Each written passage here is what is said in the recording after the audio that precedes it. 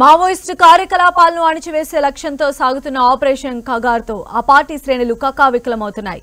Maoist Telangana రాష్ట్ర కమిటీతో పాటు peoples liberation guerrilla army దళాలు ఉన్నాయనే సమాచారంతో ప్రస్తుతం ఛత్తీస్గఢ్లోని బీజాపూర్ నేషనల్ పార్కు ప్రాంతంలో కేంద్ర సాయుధ బలగాలు కూంబింగ్ ఆపరేషన్లు స్పీడప్ చేశాయి. మరిన్ని అప్డేట్స్ మా ప్రతినిధి సైదులు అందిస్తారు. సైదులు,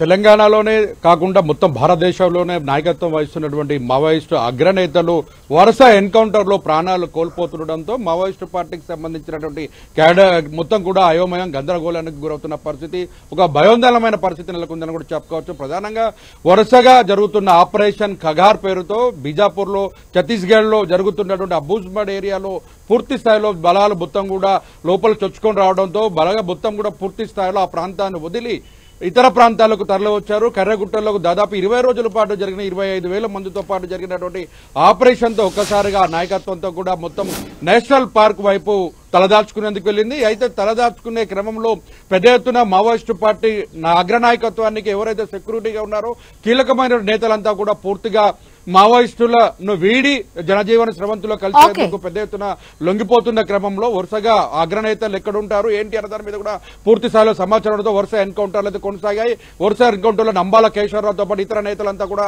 మృత్యువాత పడిన పరిస్థితి. ఇప్పుడు మోస్ట్ వాంటెడ్ ఇడ్మా పేరుతో మొత్తం ఆపరేషన్ కొనసాగుతుంది. నేషనల్ పార్కులో ఏం జరుగుతుంది అన్నది కూడా ఆందోళనకరమైన పరిస్థితి ఉందని కూడా చెప్పుకోవచ్చు. రైట్ సైదులు.